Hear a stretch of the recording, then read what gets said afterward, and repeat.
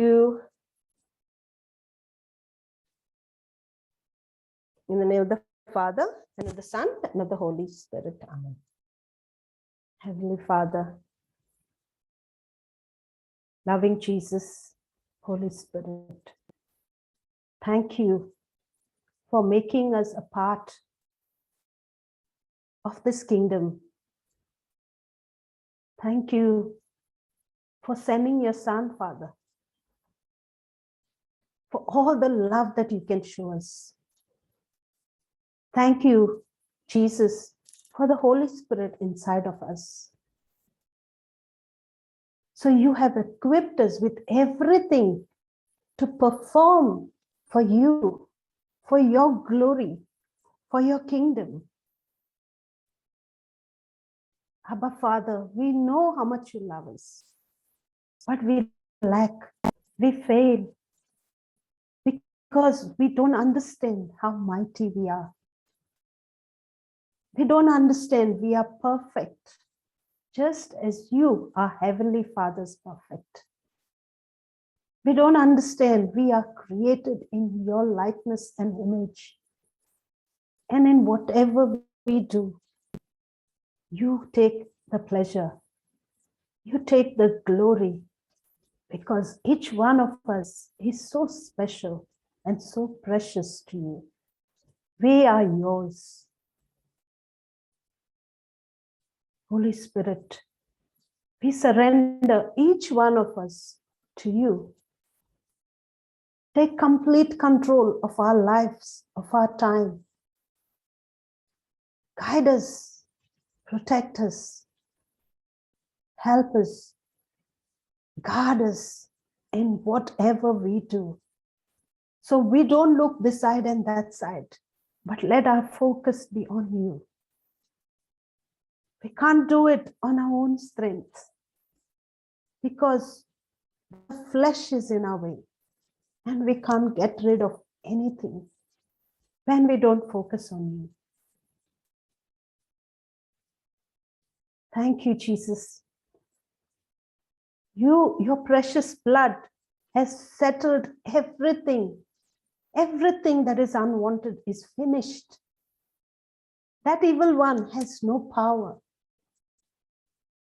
But he's sneaky, he's crafty, and we fail, and we fail, and we fail. Abba, Father, with all the love, abundant love that you have, shower us completely. Take us in your arms. Fill us, fill us, fill us with your love. And we know, we live only for you, because you have put this abundance inside of us. Thank you, Holy Trinity, for this each and every sister of mine present here, and the sisters who are not present here. Lord, it was your plan for us to come together. Thank you for whatever happens here, Lord, is all your plan. Whatever we speak here, Lord, is from you, nothing of us. And we thank you again, and we thank you, we praise you for the mighty works that you do in our life. Lord, today we surrender your child Jude, who's going to share the word. Take control of his speech, whatever he speaks. Let it be from you. Nothing of him, Lord. Each and every word that comes out of his mouth is for you, from you, for us. We thank you for so many things we can thank you, Lord. We praise you all for everything that you do. We praise you for each and every one of us, and the one we speak and minister. Lord, you have blessed us abundantly. Help us not to fall, but to hold your hand and walk with you. No matter how big the storm is, but you are on top of the storm, Lord. And we don't fall, but we rock with you on the storm. We thank you and we praise you and we make this prayer in Jesus' mighty and glorious name. Amen, amen, and amen. Praise God. Thank you, Jesus. Hallelujah. Praise Jesus, God, sister. Jesus. Praise Jesus. Okay, any testimonies for today? Praise God. Any testimonies? Hello. Yes, sister. I have a testimony. Okay, Caroline, go ahead, Baba. Can you hear me? Yes, so nice and clear. Oh, thank you. Praise and thank Jesus. I want to give Jesus all the praise and glory. Wednesday, that's 4 days ago, my daughter-in-law was like 8 months pregnant. She came and left the older child with me and said to keep him while she goes for a routine medical checkup. And like less than 5 minutes away from where I live, she had a head-on collision. Okay. Really severe, major impact. She was, Orang Road. It's a busy highway, busy road, and going at the usual the speed. She has to keep up with the speed. A car came in front of her and turned right into her side. Right into her side, her car spun around, started smoking, hit a tree, stopped. Wow. The whole front was all lifted up. Her side, the car hit her side. So few cars stopped. She couldn't get out of the car, of course. Few other cars stopped. They tried to lift her out, got her out. She was in and out of consciousness. And of course, they called an ambulance immediately. Ambulance came and the police came straight away on the scene. I don't know how whoever informed the police. They were on the scene. They took her to one hospital. That hospital didn't want to treat her because of, the pregnancy, the child. Mostly because of that, they said they'll send her to another hospital. And I didn't know at that stage what was happening. My son only informed me like an hour later. But when he informed me, I thank God, because I'm in the Word, I didn't go into any panic or anything like that. I didn't worry. I just felt in my spirit that she'll be okay. And the child will be okay, really. Anyway, the second hospital, because they were fearing something with the baby, you see, something could have gone wrong or something like that. Then I had our older child with me and I couldn't think. I knew the scriptures. You gave me the scripture, Jeremiah 1-5, to say Praise for her. And I couldn't think of all that at that time. After a few hours, I think so, when I got my thoughts together, and I know Wednesdays we have Sister Melanie's intercessory prayers. So, but I know she's not there. So Sister Antonia is going to take it. So I just messaged Sister Antonia and I said, this is the case. Can you add my daughter-in-law's name on your prayer list? She immediately phoned me. She phoned me back and then she said, look, she gave me a small talk. And then she said, I got 3 bottles of water. She prayed over that water and from water into the blood of Jesus. She made me drink that glass of water. Then we went and started praying in tongues. And then she made intercessory prayer, beautiful intercessory prayer. And I believe at that time, while she was saying that prayer, the ministering angels were going and replacing all the spare parts and giving the child brand new parts. And we prayed that prayer. Then later on, if I was in the Word, I'd be texting my son every 2 minutes, every 5 minutes to find out, what the situation is. But I was calm. I didn't text my son back. Then he texted me back later after a few hours and said, look, Mom, from one hospital, they were going to put her into another hospital. Then that hospital didn't want her. They're going to take her to the third hospital. That's, King Edward's Hospital for babies. But it so happened, Robin, my daughter, said, they contacted her obstetrician. Obstetrician said, no, send her to St. John of God in Subiaco, where he works, and he'll see to the child. So later that evening, when she went there, the obstetrician came later on after he finished all his cases. He said, thank and praise God, the child's heartbeat is strong, not to worry. But only thing, my daughter-in-law was bruised from head to toe because of the airbags. And thankfully, it was a strong car that she was driving in. all the airbags from the side, the bottom, and the front all came out. So she's bruised up, and she was in terrible pain. So he said he also wanted to do a full scan of the child. Next day, they did a comprehensive scan of the baby, and praise and thank God, the baby is perfect, nothing missing, Praise nothing God. broken. Praise Yes. Jesus.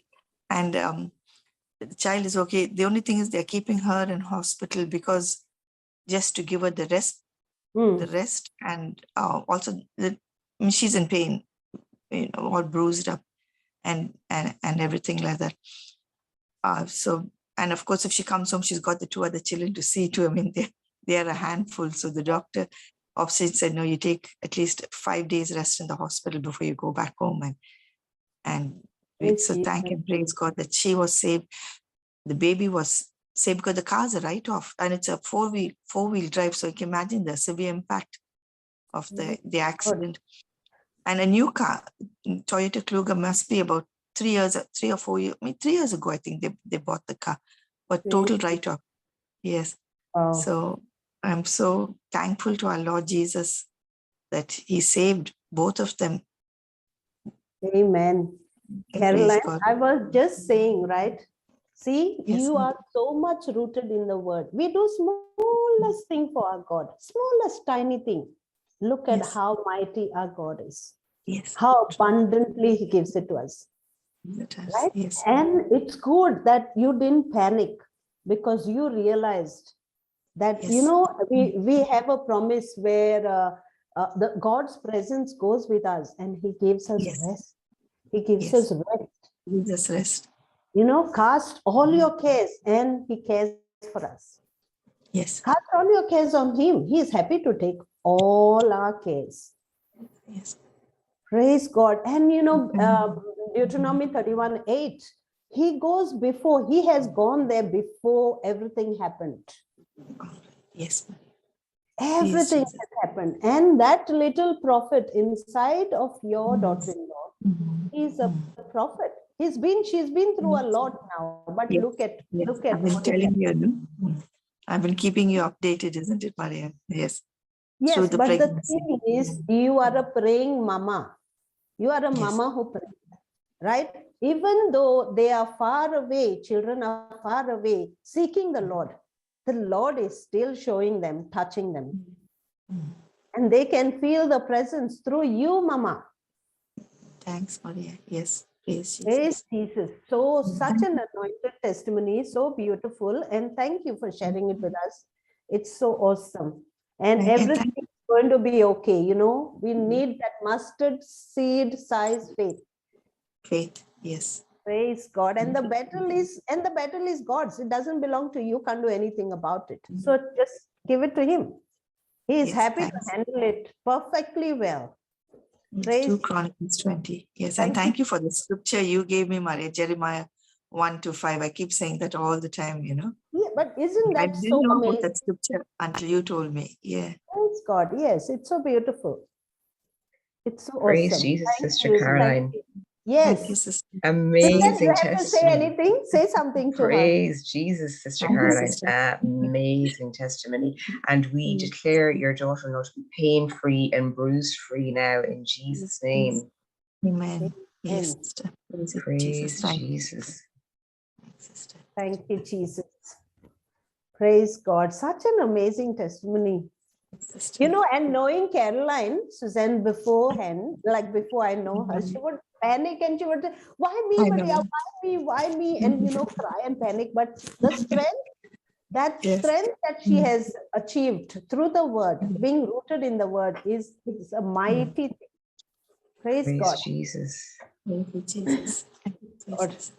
Love you, my darling. God bless you. Thank you. Love you too, Maria. Thanks a lot. Love you all, sisters. Thank you. And Caroline, that is a testimony in itself that you said that when you heard the news, that you were at peace, you were at rest, as in that you knew in your spirit that everything would be okay. And only the Holy Spirit can give you that assurance.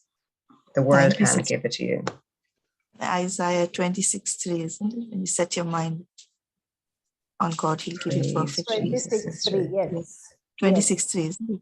Yes. And Isaiah 41:10 as well. Yes, he gave me that too. Yes. Fear not. He strengthens you and protects you.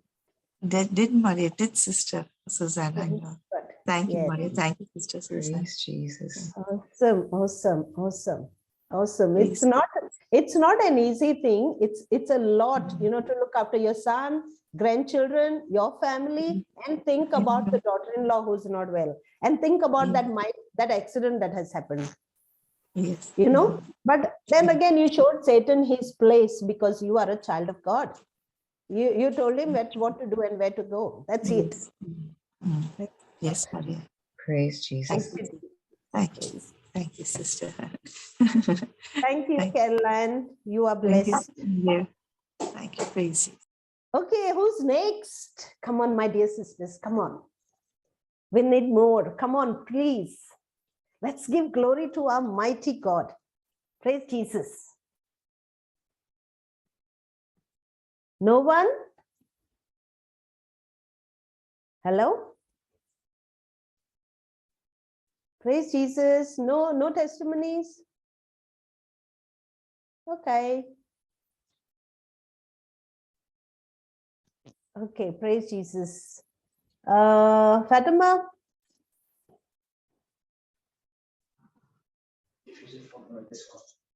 Are you ready? I did it. Yeah, sister. Okay. Sister, 1 minute. Just give me 1 minute. Okay, praise God. Praise God. Thank you, Jesus.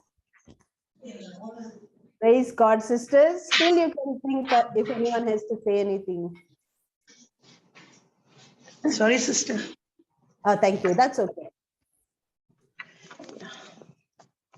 Praise the Lord, sisters and Brother Jude.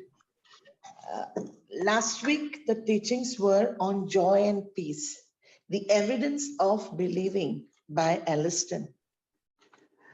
The question to ask was, when was the last time we believed in God? And why do we believe? And what is the evidence we are truly believing in the scripture? He said, any one of us can say, and even a person who doesn't believe in God can say, oh, I believe in the word of God. I do confess the word of God. Or I believe in the scripture. But what is the evidence that you know that you are actually believing?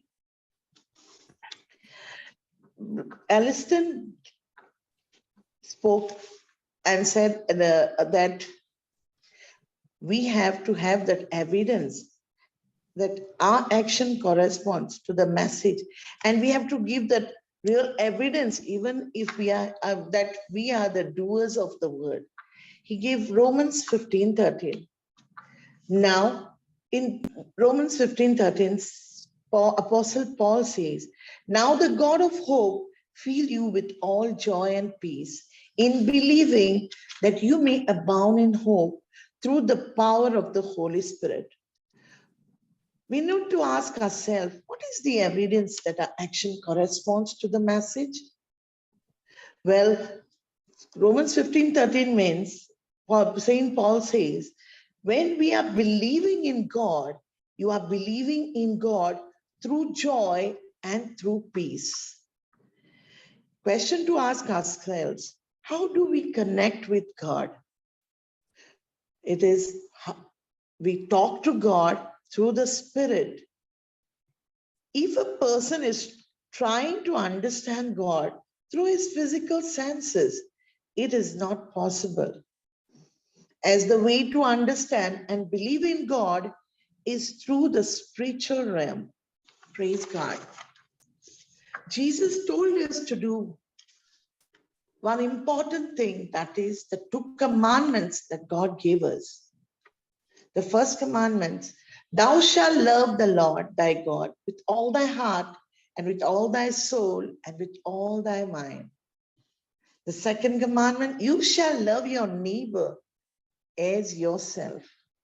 The only way we can love a person is when we really understand how much God loves us. And how do we understand how much God loves us? Through the scripture, the word of God. Because the scripture is the evidence that God loves each one of us. We can relate John 3:16, that God loved us so much that he gave his only son for us. In Romans 15:13, Apostle Paul says, now the God of hope fill you with joy and peace in believing. When are we believing in God? Are we believing in God through joy and peace? Brother Alliston gave an example that one of his assistant teachers got affected with COVID. And when he heard about the teacher being affected with COVID and was off duty, he made a prayer on her behalf. Although his teacher was not in the word of God, nor was she believing in the word of God. But that did not mean that he did not believe. So he made a prayer for her, and within the next 2 days, she was back to work. In his school, if anyone is affected COVID, they have to take leave. But she was back to work within 2 days. And the teacher told them how she was affected with this COVID and she had the infection and was extremely ill and couldn't even get out of her bed. But when he prayed, it was his faith that she would be back to work soon. And God is good. Within 2 days, she was completely healed and was normal. In that process, when his teacher was sick, if Alliston had to be worried, do you think this would have worked? Do you think he had believed? Because if he didn't have any evidence that he's believing, he didn't have joy, nor did he have peace. What is joy? What is the meaning of joy? Joy is knowing the end results from the beginning. Now, joy and peace go together. Peace. This peace is referred to the word rest. There are many scriptures in the Bible that speak about rest. The Bible said God rested on the seventh day, that is the Sabbath day. It explains how the Israelites were resting and how we need to rest in every situation. Actually, peace is the most important thing spoken in the Bible, which is about rest. So peace and rest are very similar. What is rest? Rest means I have everything that I could ever need. God has provided for me everything that I could ever need, and that is the reason I am in complete rest. Now let's see, why did God rest on the seventh day? Was God tired? No. The reason why it's called rest is because everything that man ever needed in this world was already provided by God. We see the Israelites were at rest in the wilderness, as the Bible says. The reason why the Israelites were at rest was because they had everything they needed in the promised land. As God had given them the land flowing with milk and honey. So the Israelites were resting in the promised land as they had whatever they needed. They had everything, for God had blessed them, and they did not have to worry anymore, for God provided for them. Many people say worry is normal. If you're worried, that means you're responsible. What is worry? Worry is an evidence that we don't believe in God. People think Jesus said, do not worry. When Jesus is saying, do not worry, that is not a suggestion, nor an option. He was reminding us not to worry. Why? Because worry is demonic. He gave an example saying to imagine that we had a phone and we took it, and it's not a waterproof phone, and we threw it into the water. What will happen to that phone? It will obviously get spoiled as it's not water resistant. And water is like poison to the phone. In the same way, God is saying to us, worry is poisonous to our mind and to our life. The reason why many people are in sickness is because of worry. They have mental illness, physical illness, financial illness. Everything is all because of worry. They are worried so much that worry takes control of their lives and that poisons to death cells. We do not have to worry because everything that we needed is provided in the Garden of Eden. Praise God. People say that worry shows that you are responsible for something. In the kingdom of God, whenever you are doing anything, you don't have to be sure, which means when healing comes or deliverance comes, you're not responsible for the healing to come or for the deliverance to come. Yes, you are responsible for speaking the word of God. But the Holy Spirit is responsible for bringing the healing and deliverance into manifestation. So we need not worry, as when we are worried, we are taking the Holy Spirit's responsibility. Trying to get the healing and manifestation by ourselves because we are so worried about what is going to happen and trying to do something or the other, but there is no way out. The moment we worry, we try to do things by our own ability. The word of God says, be in joy and peace because I've already provided for you. And that is the reason Adam and Eve were in peace and in joy and at rest, because they knew that everything they ever needed, God had provided for them. One thing we need to understand is everything that we would ever desire or everything that we would ever need is already supplied for us. So we no longer need to work for it. We no longer need to labor for it, nor do we need to do anything because God has already provided for us. God has already done it for us. Many people would ask Aliston if he was not worried about his exams. As in the month of May, then exams coming.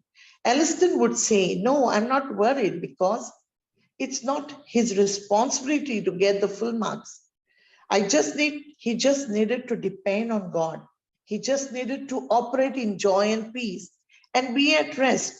As when he's coming into the place of rest, everything is provided by God for him.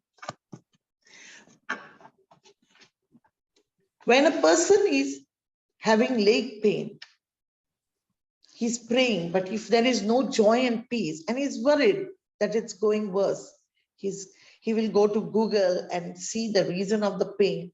What's going to happen? That pain is going to increase more and more.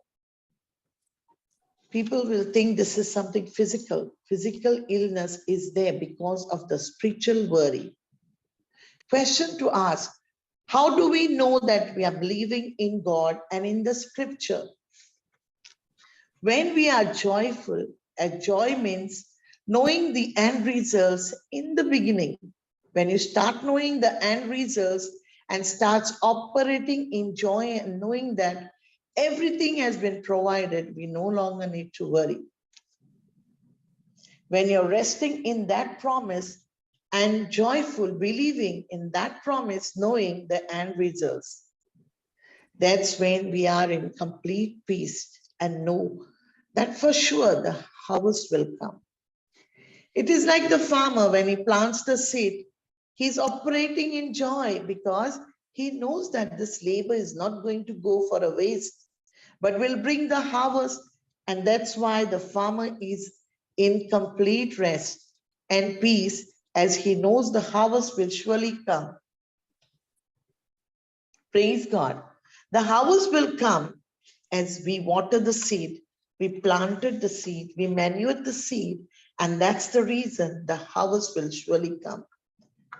Sometimes we are not operating in joy and peace. Like this farmer who was watering, manuring, and doing everything, but on the day of harvest, he did not receive any harvest because he did not plant the seed. How can we expect a harvest without planting the seed? That is what many of us do, brothers and sisters. We say we believe in God. If asked, which scripture do we have as an evidence that we are believing? Some people will say, we know this one scripture that says, by the wounds of Jesus, I'm healed. But I'm not so sure, very much sure that on that scripture. Now, if you have not planted the seed properly, will the harvest come? No. When you ask them the scripture, they will say, we believe by the wounds of Jesus, we will be healed. You are thinking of planting the seed, but the seed is wrong. It's like a person planting a seed of strawberry and expecting apples. Will it work? No, not at all. That's how many people say, by the wounds of Jesus, I will be healed. They say it boldly. But 1 Peter 2:24 says, by the wounds of Jesus, I am healed. So they say it boldly, but is the scripture right? No. Is the seed right? No. We want to experience harvest. The only way to experience harvest is when we are operating in joy and peace and we are believing and planting the seed. The person having leg pain, he gave this example. If he's confessing the word of God, believing in the word of God, getting up and walking boldly, marching around the house, although he's in pain, and he's at complete rest, knowing he's healed. Now that is the person who is experiencing the healing. When they had given one test for Aliston and them in the school, I'll just cut it.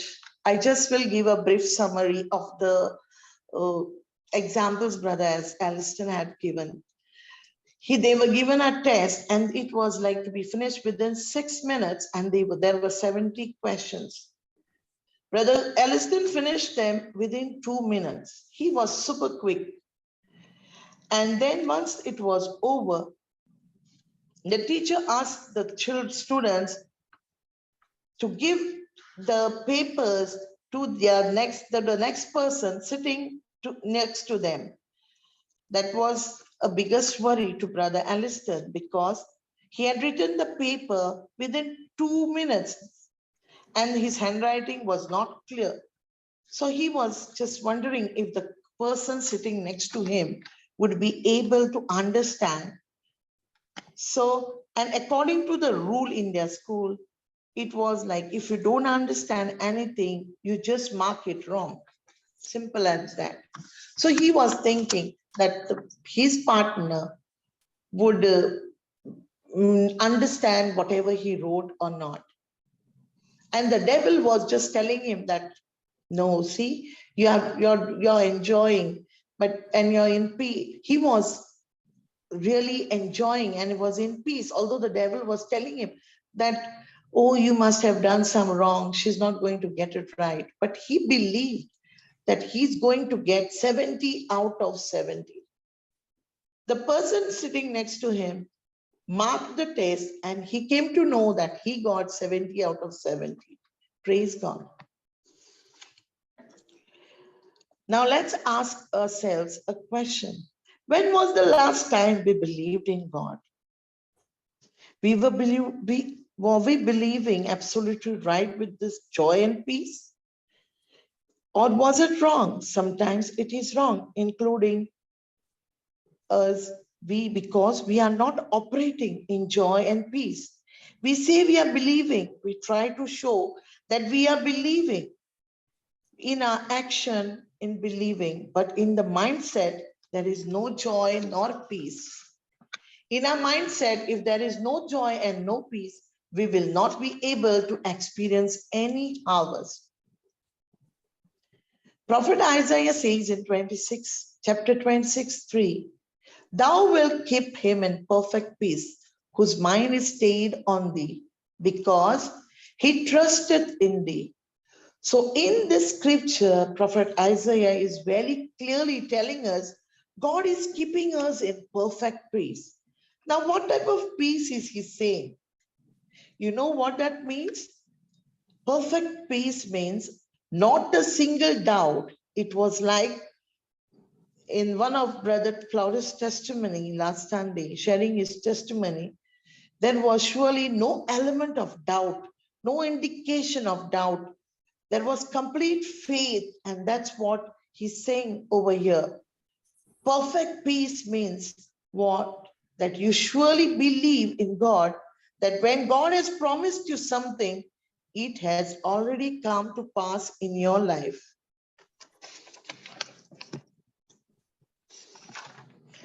What is hope? Hope is where you want something, you are expecting, and your faith corresponds to that hope. And that hope is what brings it into manifestation. God is saying, whatever you ask for, I shall give it to you. If you actually believe in the word of God, God is asking you, if you are believing in my word, why do you need to do anything wrong? Just believe in the word and you shall receive more than enough, because the Bible is saying God is giving us more than enough to meet our every need, to pay every debt, and to be a big blessing to nations. When God is giving us this promise, what are we supposed to do? Take that promise and believe in that promise. And when I start believing in that promise, I will experience that word which works in my life and changes my life completely. Thank you, Jesus. God's word is the promise, which when I keep my mind on the truth, is when I will be able to walk in joy and in peace. Psalm 34:10 says, the young lions may hunger, but those who trust in the Lord will not lack any good thing. Why they don't lack anything? Because God has already provided us completely. God has finished it on the cross for us all.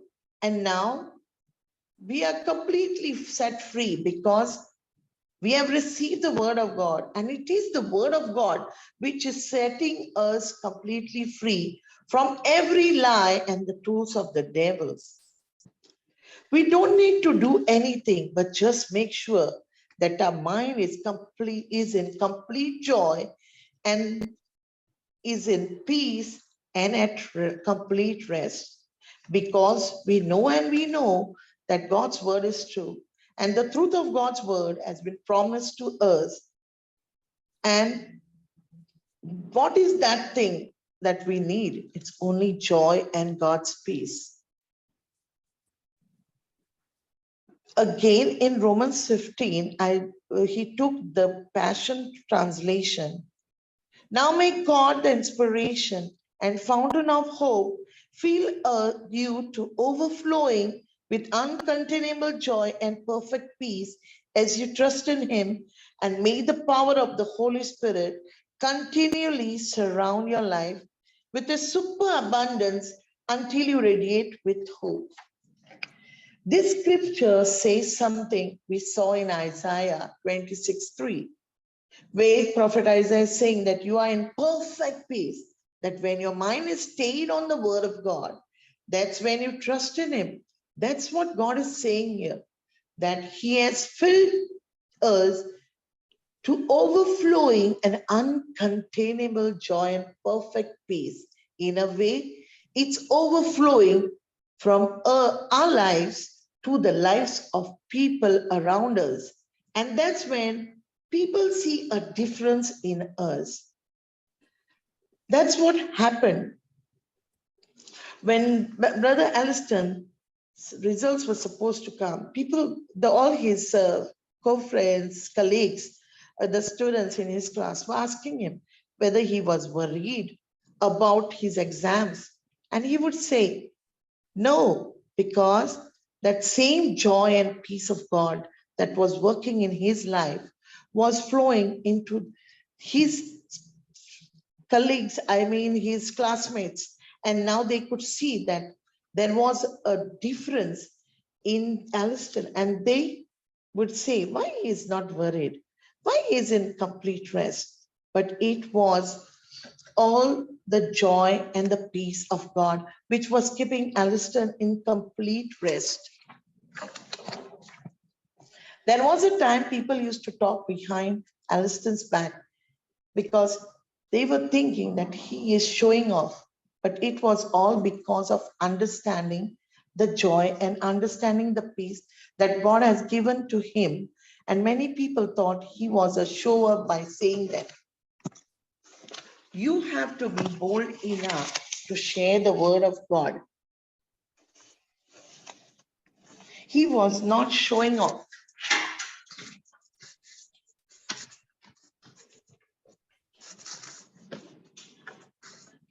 But he was boasting about how good the Lord has been in his life.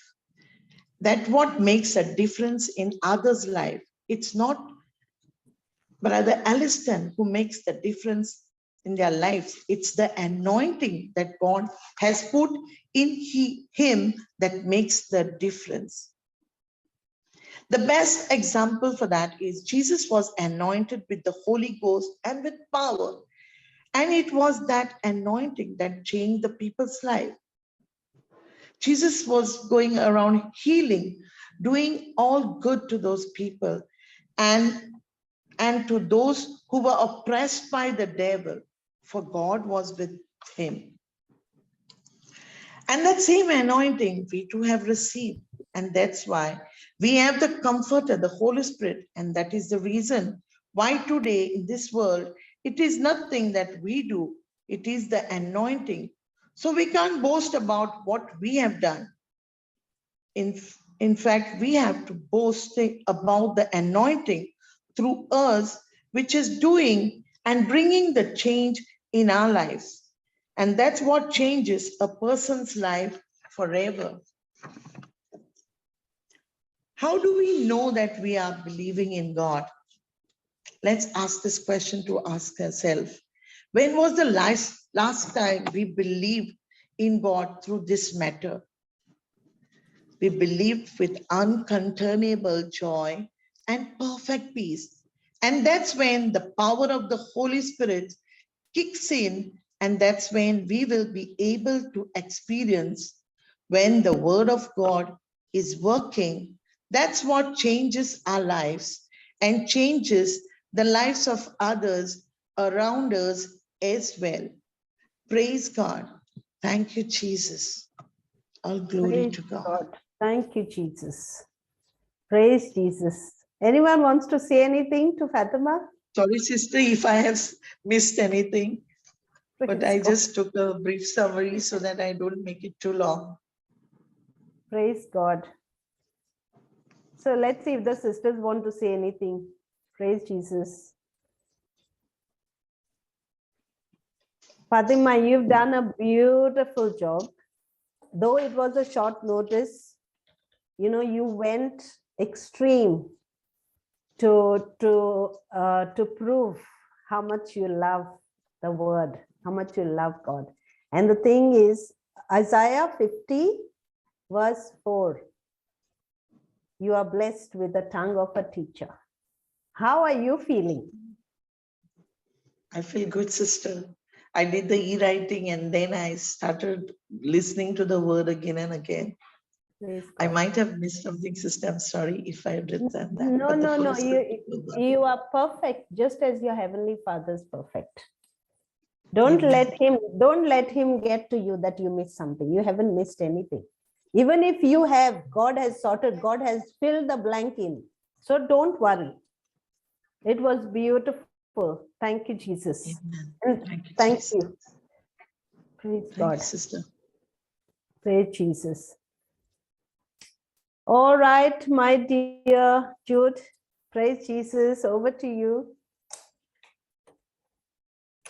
Praise the Lord. Good afternoon, good evening, good morning, everyone. So I'm putting off my video because the internet is not good.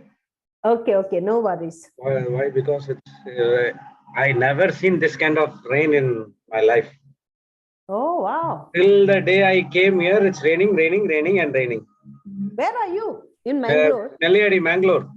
Wow. Retreat. Praise God. Hmm. Praise God. Thank you, Jesus. Praise God. Thank you, Jesus. Showers of blessings, Baba. Yeah. I like rain. Yeah, but it's too So, much. Isn't it? See, it's continuous rain. So once Yeah. I was asking the Holy Spirit,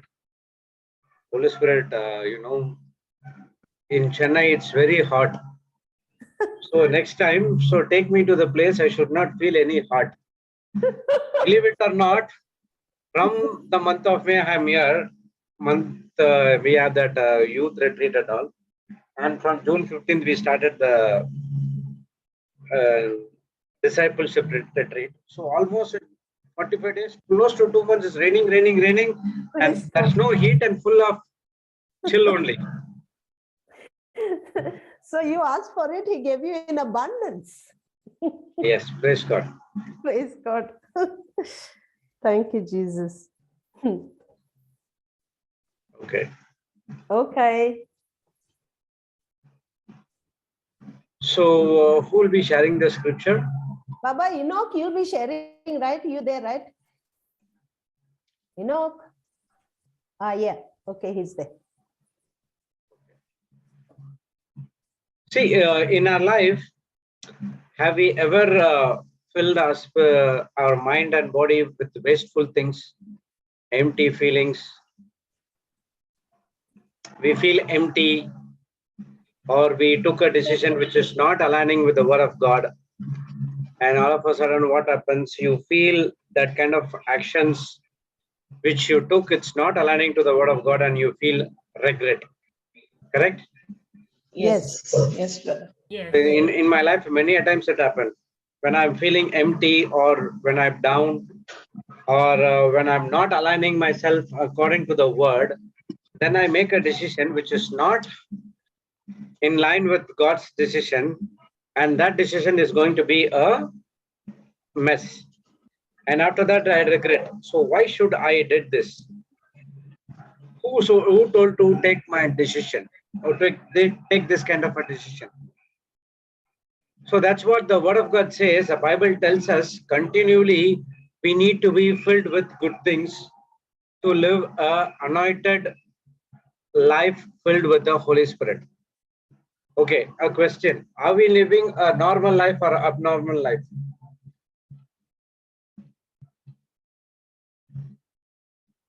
Normal. Anyone? Yeah, please answer, my dear girl. Praise Jesus. Women of God, please. Yeah, I thought they were talking to you. That's why I went on mute. So Come what on, kind dear of sister. life we are living? Are we living a normal life, or are we living an abnormal life? Sometimes abnormal, right? So what brother? do you mean by abnormal? And what do you Not doing according to the word of God, not being obedient to the word of God. Actually, the truth is, right now we are living a abnormal life all the time. Normal life is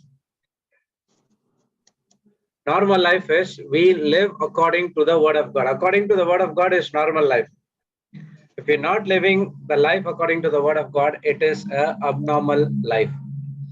So Bible is giving us, or continually feeding with the word of God good things to live a normal life with the help of the Holy Spirit. Praise God. Everyone has been anointed with the Holy Spirit. Yes. When you accept Jesus Christ as Lord God and Savior, you have the Holy Yes. Spirit inside of you. And Yeah. you have to live an anointed, normal life. But think about your life. What was your past? What was your present right now? Are we living according to the word, which is normal life, or it is an abnormal life? So the Bible teaches us that we need to fill with the Holy Spirit to live a normal life, to keep us in a constant pace when touched with the Heavenly Father. So next question, why you need the Holy Spirit?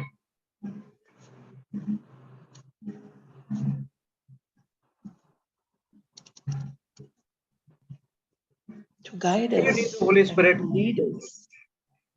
To lead us, To okay? guide us and to lead us. Guide us. To teach us. To teach To us. teach us. And to guide us.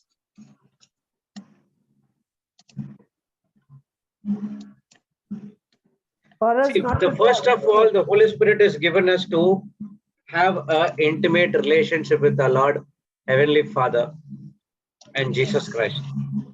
That is the first thing. So, if you do not have those intimate relationship, you cannot listen to the voice of the Holy Spirit. He cannot guide you. He cannot teach you. He cannot instruct you, because the basic itself is it's not there.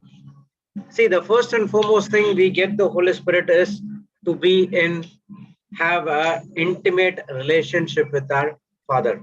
Okay, write down this.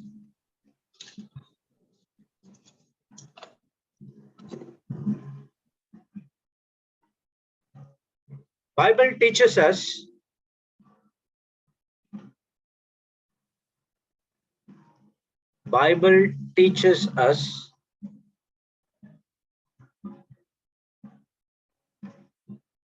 to be, okay, I'll put it in the chat. 1 minute.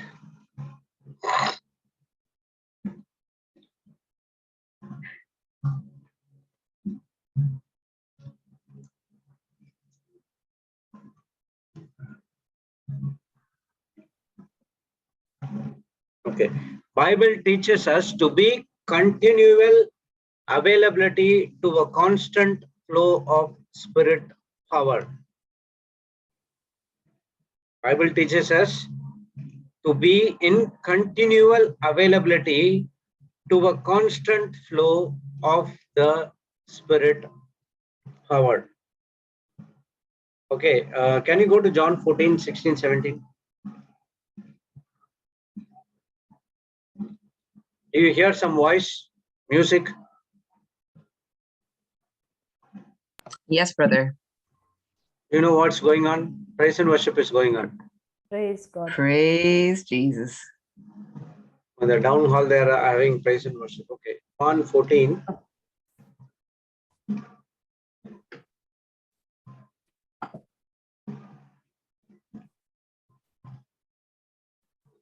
(16 and 17). Son, come on, read. Zoom in.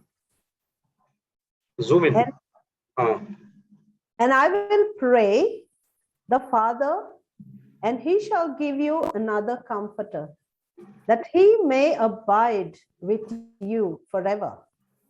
Even the Spirit of truth, whom the world cannot receive, because it seeth him not, neither knoweth him, but ye know him, for he dwelleth with you and shall be in you. I Praise will God. not praise God. Okay, 17 only. So he's saying that I will pray the Father that he shall give you another comforter, and he may abide with you forever. Okay, even the Spirit of truth, there's another name for the Holy Spirit, saying the Spirit of truth, whom the world cannot receive, because it seeth him not, neither know him, but you know him. Do you see that what is the word called KNOW?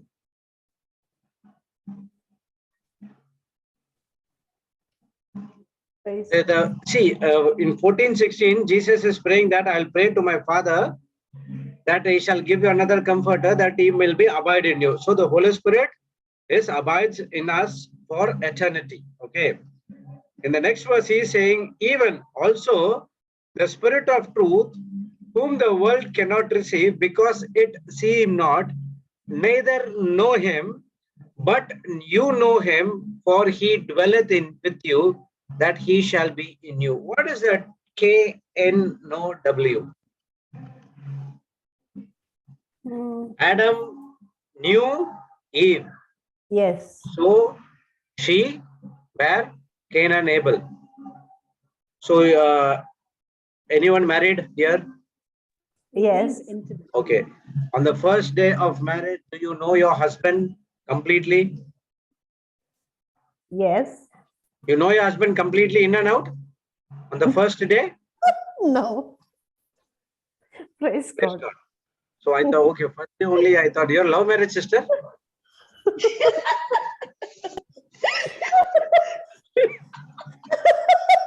Oh God. If it's a love marriage, then I asked a wrong question. No. See, okay, first day only you cannot know your husband, but Praise Jesus. down the line, 1 year, 2 year, 3 year, 4 years, 5 years, 25 years past, or 10, 15 years past, you know, you have an intimate relationship with your spouses. You know in and out of your husband or wife. If someone comes and says to you, you know, your husband or wife robbed a supermarket, do you believe? No. How? Why you are saying you are not believing? Because I know him. You know him.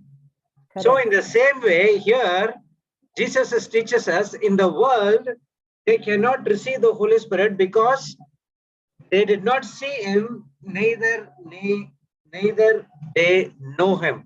But you know, which means you have an intimate relationship with our Father and Lord Jesus Christ. You know clearly what is his role, what is his responsibility, and when he will come, what kind of teachings or discernment he will be giving us to you. That's say. But you know him, for he dwelleth with you and he shall be in you. He is continually, we need the help of the Holy Spirit to live a normal life according to the word of God. That's what it said. Continual availability to a constant flow of the Spirit's power. Okay, are we created into how many parts does the man has been divided? 3. What is that? Spirit, soul, and body. Spirit, soul, and body. Are you a spirit? I am a spirit, yes. I am a spirit, I have a soul, I live in a body. Praise God. Yeah. I will not ask that question because everyone knows that now. Praise Jesus. So you are a spirit. So why God created spirit?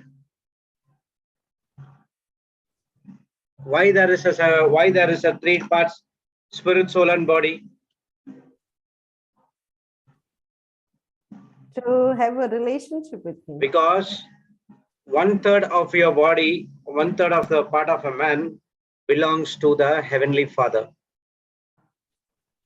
Praise So whatever God. God wants to say to you or communicate to you or give you instructions, guidance, teachings, and everything, it will be through your spirit. Without the Holy Spirit, you will not be able to live a normal life. Okay, that's what it says. Continual availability to a constant flow of the Spirit's power. So through God's Spirit, when your spirit is connected, everything God wants to in your life, He gives through your spirit. And from that spirit, you are taking it to your soul mind by feeding every day with the word of God.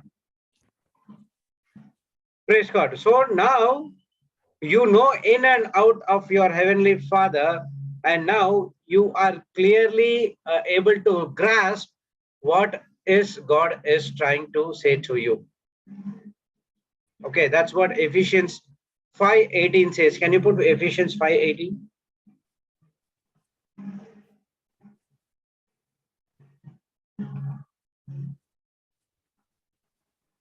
If you have any doubts, just stop me and ask me.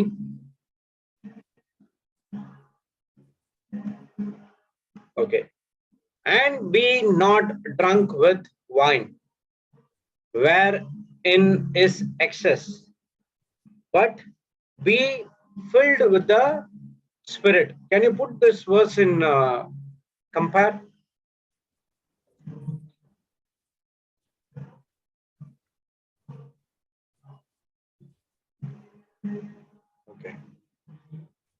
AMP.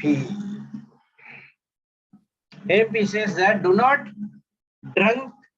get drunk with wine, for that is wickedness.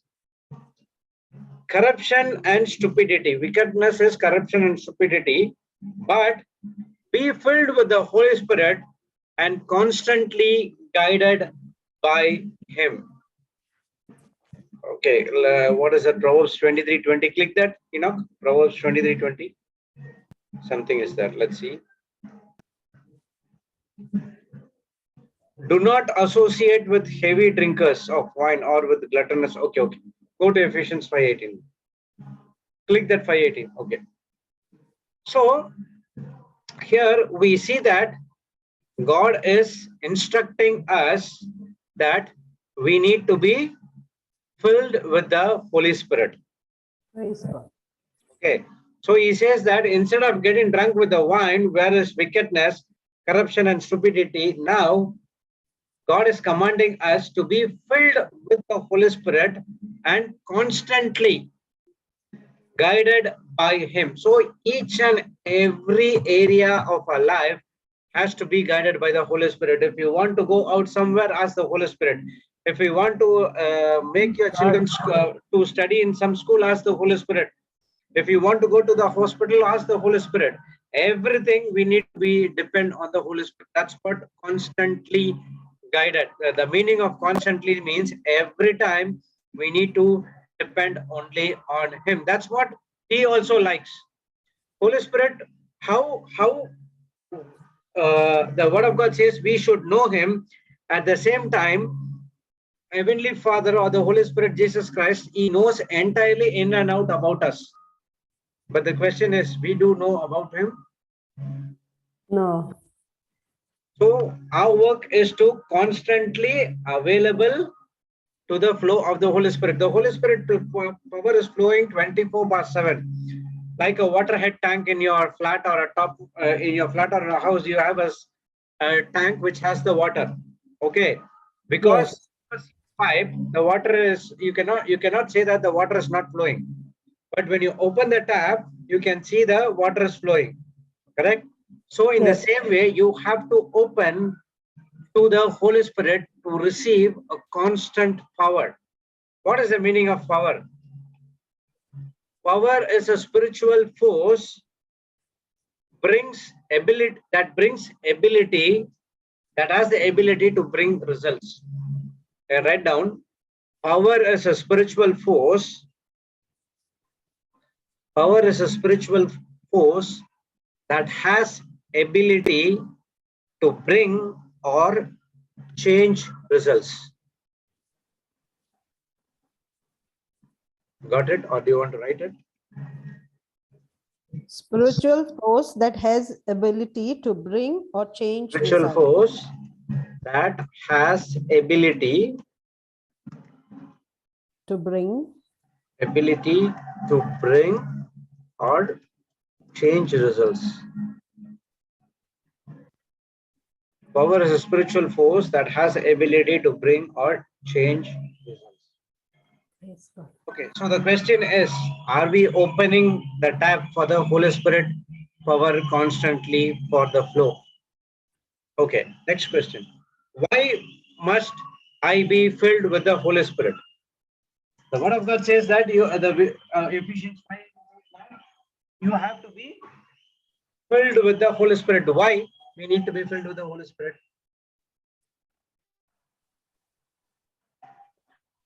So we can be constantly guided.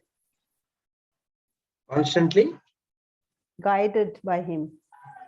Okay. Otherwise, we'll make wrong decisions. Praise God. Correct. There are some things which says about why I must be filled with the Holy Spirit. Okay. The first point you can write down, because it is a commandment to us. God's word commands it. It is a commandment to us. Okay. When it is a commandment, definitely you have to obey. Obey, yes. Right? What happened to the Israelites in the Old Covenant? God gave the 10 commandments. Did they obey? They did not. They did not, yes. So if they did not obey the commandment, what is the result? Destruction. Destruction, or your life is a mess, or something like that. In the same way, in Ephesians 5:18 says that it never said that do not get drunk with the wine, for that is wickedness. Please be filled with the Holy Spirit. It never said please be or maybe or something like that. But here it says that, but be filled with the Holy Spirit constantly. So it is a commandment which we need to obey. The word of God says clearly says that it is a commandment, be filled with the Holy Spirit. The first and foremost thing is it is a commandment. Okay. Command. Yeah. It is a commandment. If you read the Bible, there might be some places where it may be may or may not. In some places it says that you have to do, be, or it is a commandment, something like that. There is 2 commandments which God said. Love your God with all your heart, with all your soul, with all your mind, and love your neighbors as you love yourself. Yes. Correct? That is a commandment. Same like that. Here also in Ephesians 5:18 it says that be filled with the Holy Spirit. So if it is a commandment, whatever it is, we need to obey. Because if it is a commandment from God, there is always a plus point. If God asks us to do something, there is something good is that's happening. Praise God. Yes. Correct? So make sure that you are filled with the Holy Spirit all the time. Second point. Holy Spirit is my power source.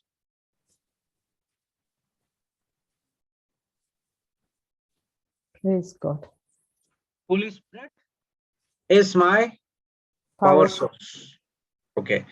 So we learned that in John 15:5, saying that apart from me, you cannot do nothing. I am the vine.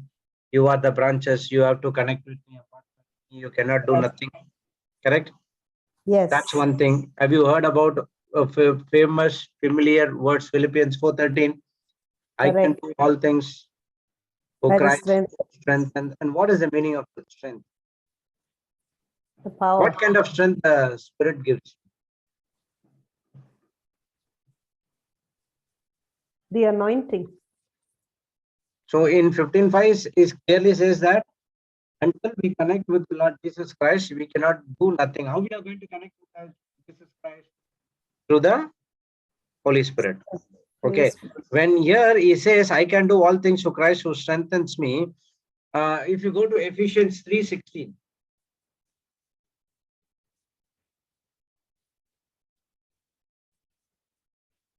Go to Ephesians 3:16.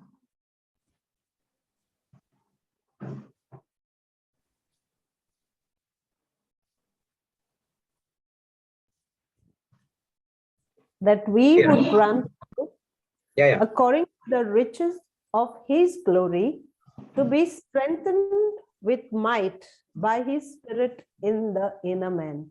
Praise God. Praise God. You are also saying that he may to be strengthened with might by his Spirit.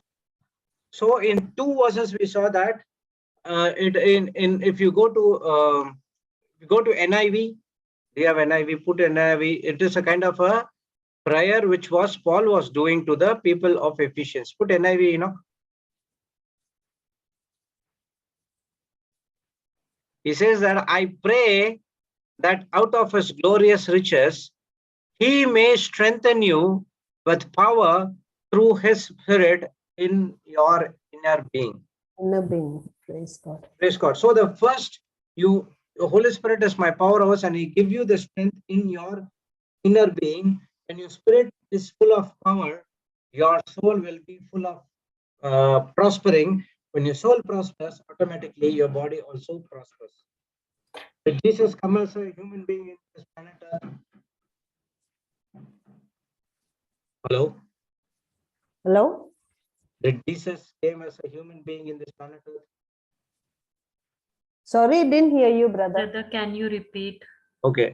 Did Jesus came as a human being, as a man in this planet Earth?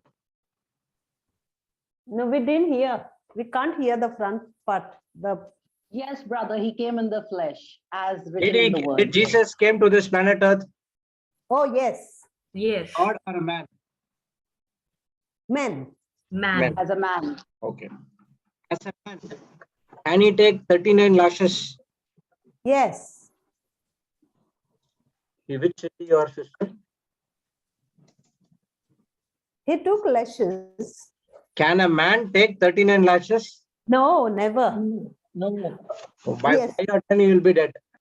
Jesus was a man and was God, was fully man. I avoid. and fully- That's correct. But he worked as a man when he carrying the Yes. cross. Yes, praise God. With all the sufferings, nails and everything, he would have been dead on the way itself. But what made him to carry the cross till the end? And he said, Lord, Heavenly Father, in your hands I give my spirit. What made him? It is the For Holy our Spirit. sins, he bore all that for our sins to make us free from all sin. Yeah. But who gives the strength? The Holy Spirit. The Because Holy he Spirit. was filled with the Holy Holy Spirit. Spirit all the time. And now the Holy Spirit is strengthening his inner man. Because if his inner man is strengthened, it is not considered about the body. So Jesus was very high in spirit. So whether it is a crown of crowns, whether it is a nails in the hands or legs, whether it's a 39 lashes, or whether the cross, it doesn't matter to him. With his full power, he took and he finished his work. Correct? So what kind of strength does Spirit gives us? Okay. First down, right down. Strength to accomplish my goals. Praise Jesus. To accomplish my goals. What are your My goals? goals. To build a house, to buy a Toyota car. To serve the kingdom. Oh, yeah. Is that the goal? I heard that I have to go. I have to go. My this year goal is I have to go to UK for tour, Switzerland to enjoy. That's Praise the goal. Jesus. Is that Holy Spirit is going to give strength to fulfill that kind of goals? No. Strength to accomplish my goals in the sense to build a kingdom of God.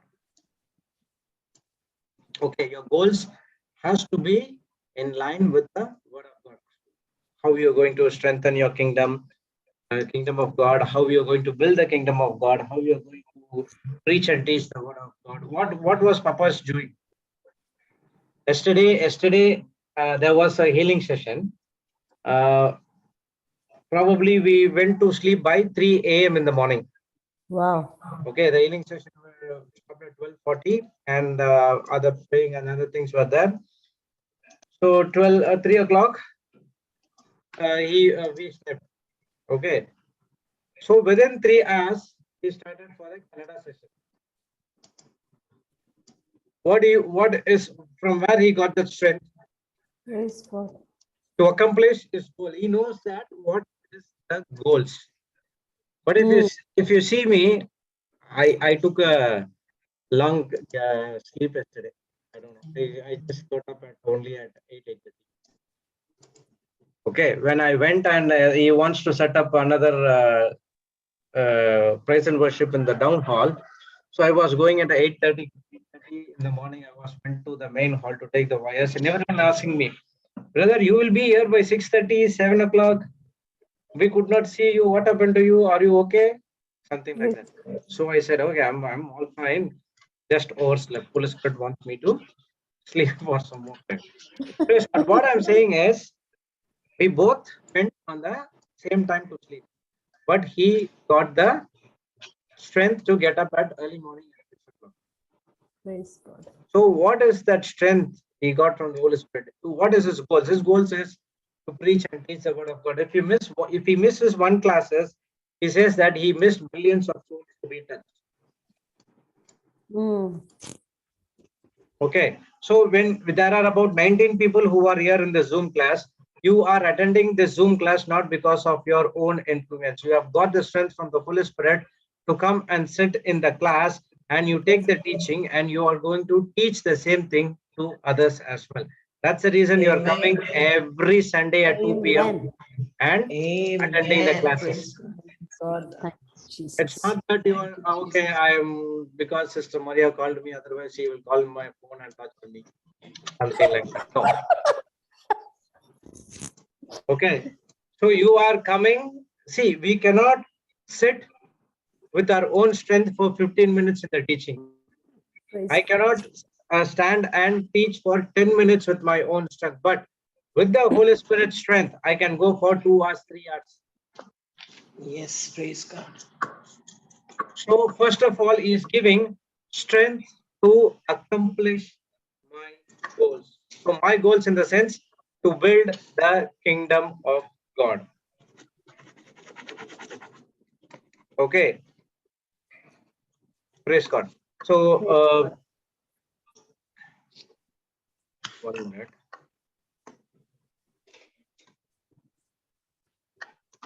Praise God. Thank you, Jesus. So if you say I can do all things to Christ who strengthens me, in the sense he is giving the strength to accomplish the goal. See, whether we take moving the mountain or my God shall supply all my needs according to his riches. I have a strength to fulfill everything. We, according to me, we are using the scriptures in the surface level. We have to dig deep into that. What is that all about? Correct? So instead of using in the surface level, for example, everyone know what to do, where to go, right? What is that? What is that scripture? What to do, where to go? Moving the mountains. Mark 11, Mark 24, 11, 25. Okay. What is the mountains is talking about? Problems, troubles. problem situation. What problems? Can you tell me some problems? Sickness, Don't sell personal problems Sickness. and all. worry, Okay. fear. How long you are going to move this problem mountain all of your life? Once. Once, and then rest in the word. And Rest after in the that, there's no problem coming. Of course, there are It so will many. come. So again, you are doing the same thing, correct? Yes, brother. Again, you are talking to Reaffirming the your mountain. Okay. position. Today is a sickness, tomorrow is a finance, and day after tomorrow is something like that. It's going to come. Okay. Yeah. So Yes. how long are you going to do this? Every time it comes. Every time Yeah, the that's what every time it comes. How long are you going to do this? Every day you're going to use what to do, where to go. So you are the devil is keeping you in a busy, thinking that okay, every time I give the problem, they will not move. They will only speak to the problems and it will go. Speak to the problems. What will happen if we do the same thing for 365 days? No, no, no. no. So We'll now, stay in you faith. have to understand. This is what the Holy Spirit teach me. Okay, you have to understand. The mountains is not only a problem. Have you ever spoken to the mountain is hindering for you to preach and teach the word of God? Brother, can you repeat? Have you ever spoken to the mountain which is stopping you to preach and teach the word of God to others? Praise God. Praise Yes, God. So brother. that's a very, very This good is point. really we require, need this, brother. Praise This is Jesus. what surface level is all about. We are using the scripture for the surface level, and the devil knows, oh, this person will do the same thing, will give some more problems. 365 Awesome. days, we are using the problem what to do, where to go, what to do, where to go, what to do, where to go. See, you have to grow in upper level. You have to grow day by day by day. So now use that same scripture to unblock your unbelief, unblock your hindrances to preach and teach the word of God. Amen. Wow. So this is also a strength which you have to get from the Holy Spirit. Always take the scripture. You use it in the surface level. Initially we'll use it, but you have to dig deep. What is that mountain is really all about? Only Jesus is talking only about the problems and sickness in our life? No, he is talking about the unbelief. He is talking about the what you say, the barricade which stops you to go in the word of God. Yes. Amen. Thank you, Jesus. Praise God. Thank you, Jesus. So you have to grow again, grow level again and again and again. Check your spiritual growth. Where are you? Praise God. Praise God. Okay, next point, write down. Strength to influence the world around you. Holy Spirit gives you the strength to influence the world around you.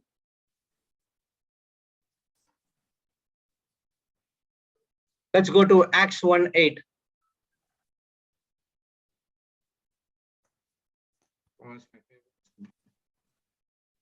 Can someone read it slowly? But you will receive power when the Holy Spirit comes on you. And you will be my witnesses in Jerusalem and in all Judea and Samaria and to the ends of the earth. Praise God. So here, Paul is teaching us, you receive the Holy Spirit to influence the world around you. How you're going to influence the world around you? By being witnesses. Mm. Read verse 7. He said to them, it is not for you to know the times or dates the Father has set by his own authority. Okay, praise God. Now, Paul is teaching, it is not for you to know the times or dates the Father has set by his own authority. So the Heavenly Father has already set a date, and it is not for you to know the times or dates. That's what he's saying. But the next verse is saying, do you see when the word what means? Always remember, but means it cancels the previous verse. Praise Jesus. Okay, but you will receive, for example, I'll tell you. Have you heard about people saying, I know there is I'm healed, but the report says so and so. What they are doing, they are canceling what the word of God says. But it must be the other way around. I know the report says this, but my God has been already healed me by his stripes. This is the way you have to use. Praise God. So here he's saying that he cancels that. You will receive. Now we have already received. The Holy Spirit comes on you, and you will be my witnesses in Jerusalem, in all Judea and Samaria, and to the ends of this earth. So you receive the Holy Spirit power. The Holy Spirit is giving you strength to be witnesses in around the globe. The Holy Spirit is giving you strength to be the witnesses. So, okay, for example, did the disciples after the death of Jesus, they went back to their own business? Yes. Okay, and after that, when Jesus had to come, and he has to rebuke them, and he has to give them this, that, and everything, and then he asked them to be there in the Jerusalem for some time. Yes, they were hiding. Yes.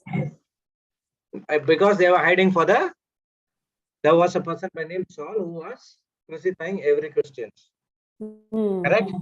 So yes, they were hiding. But after that, did they started to hide?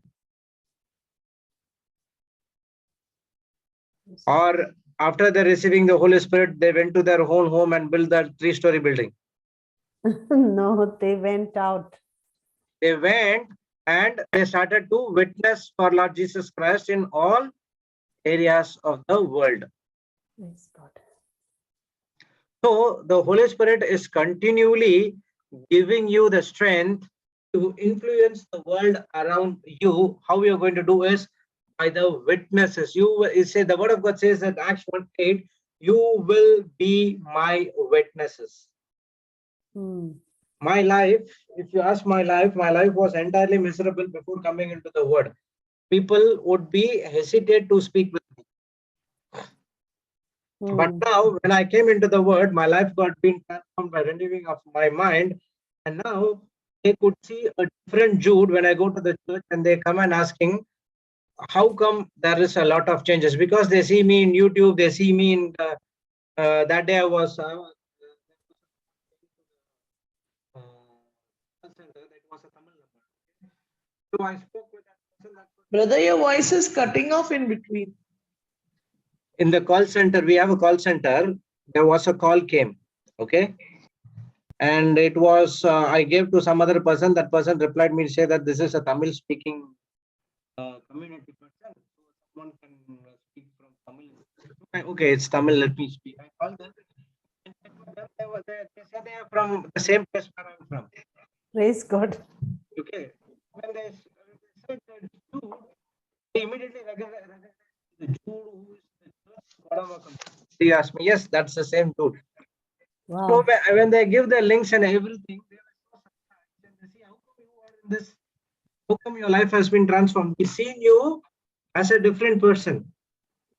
But they were so dumbstruck. But Mm. what I'm doing now with the strength of the Holy Spirit, I'm influencing the whole world. And now when they ask me how did it happen, then I'm a witness to Jesus, what he did it in my life. I'm giving an example to them. Amen. Praise God.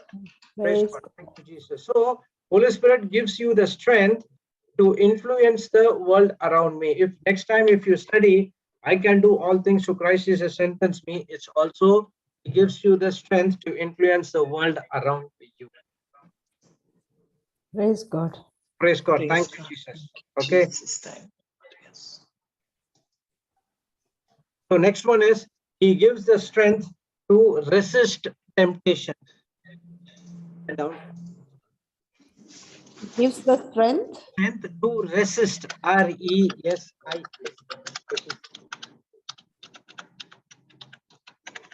Can you go to James 4:7?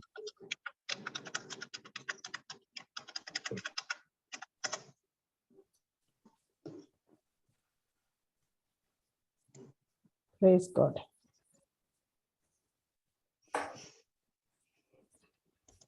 Read James 4:7.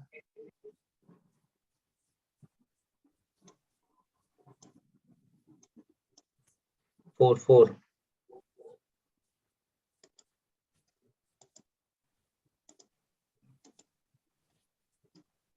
Submit yourselves then to God.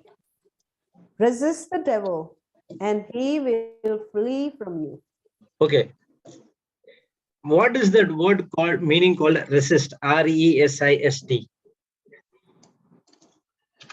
To Fight actively. To avoid, Claudius, right, brother? Or to fight? Brother Claudius gave the The right answer. Who is that?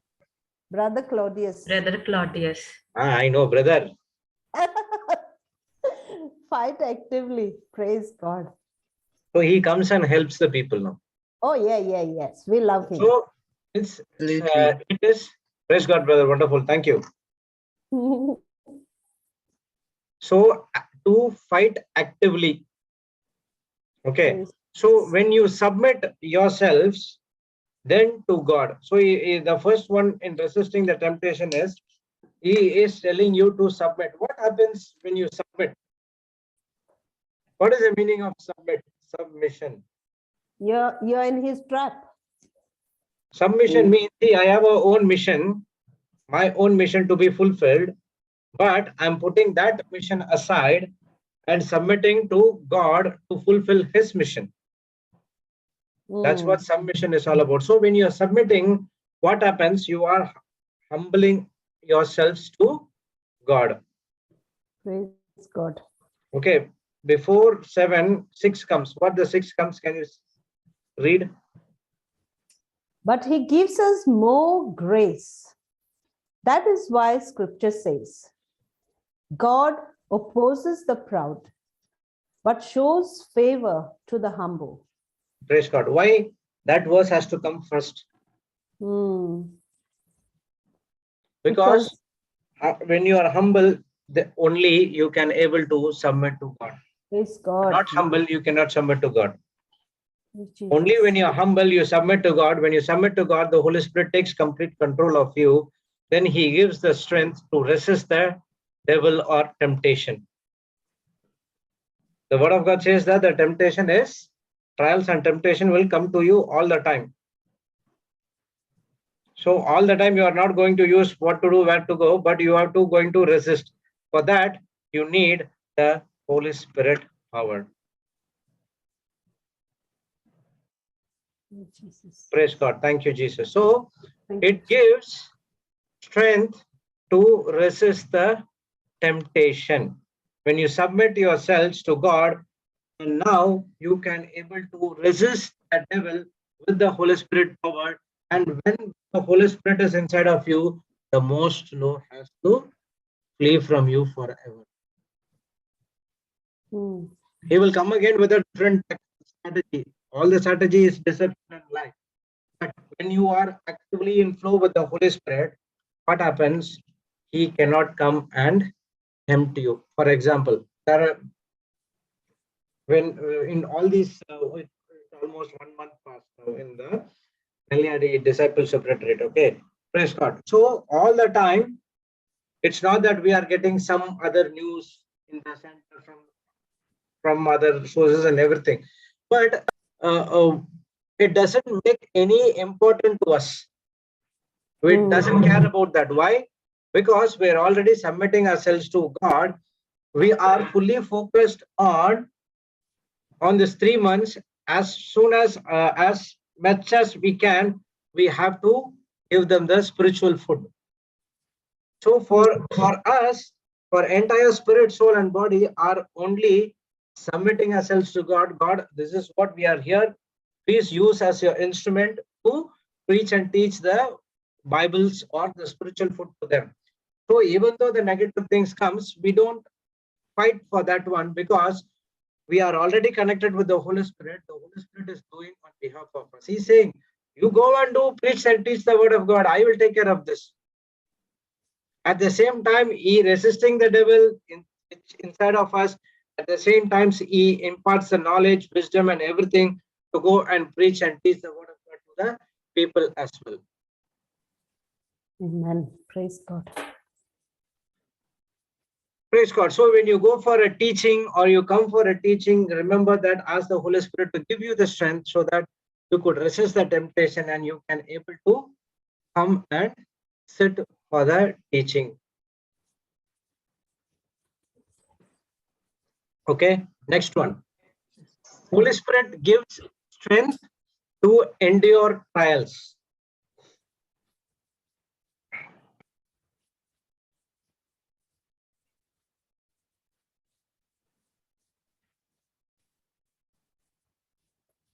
Holy Spirit gives the strength to endure trials.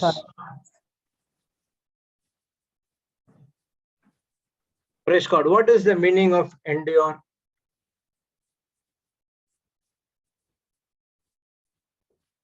To bear, to face. To bear. Okay. To face. To face. Okay. Any other? To go through. Okay. Write down. Endure means to continue in the same state.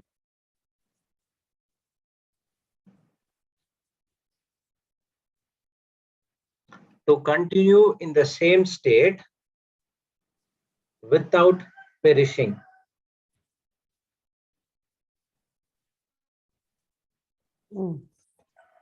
Okay. To continue in the same state without perishing.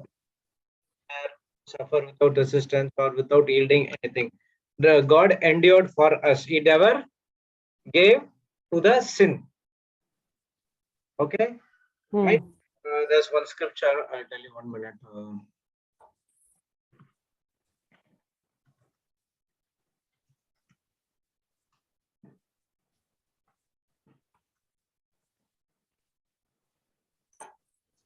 Hebrews.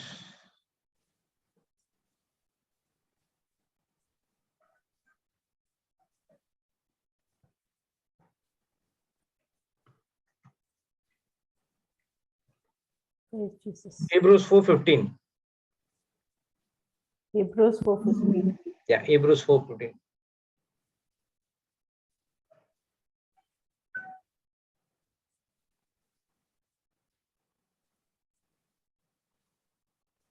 For we do not have a high priest who is unable to empathize with our weaknesses, but we have one who has been tempted in every way, just as we are, yet he did not sin. So Jesus also got tempted. For we do have an high priest who is unable to empathize with our weakness. So the high priest is Jesus. Put it in compare this verse.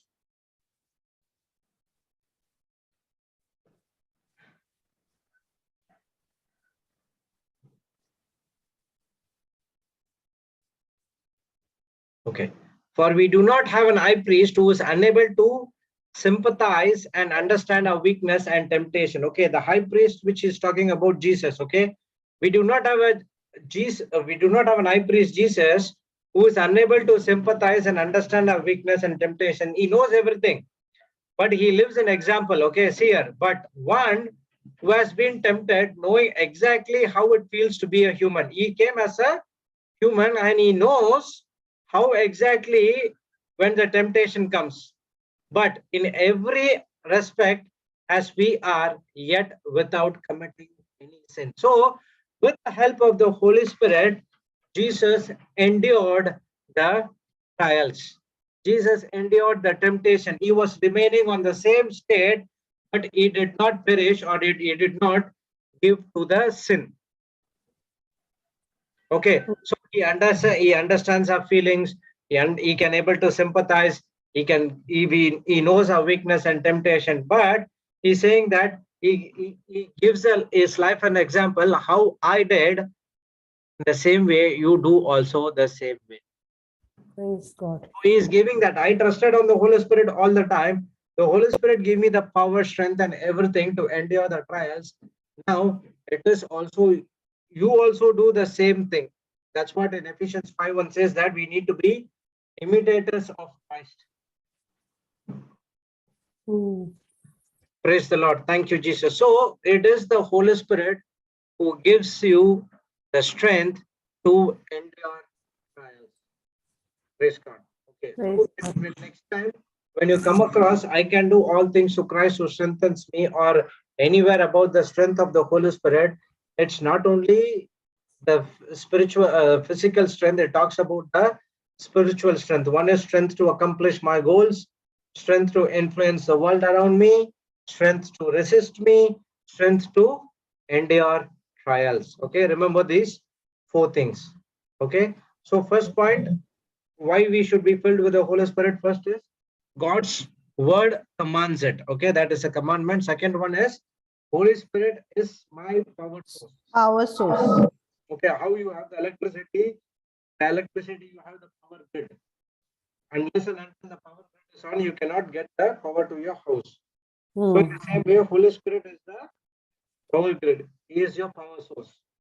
Okay, each and every power for you, it comes from the Holy Spirit. So till now, you understand any doubts? No. Okay, third one, write down. It is the only way I can please God.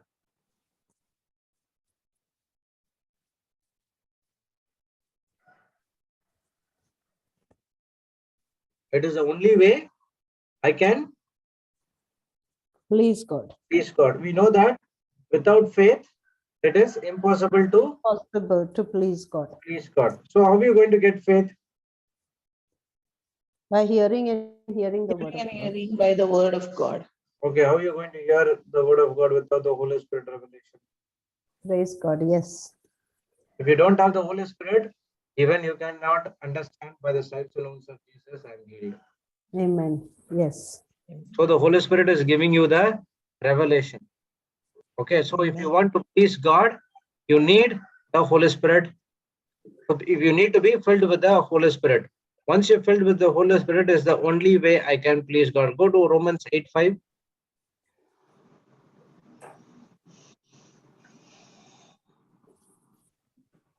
Put it in NIV only.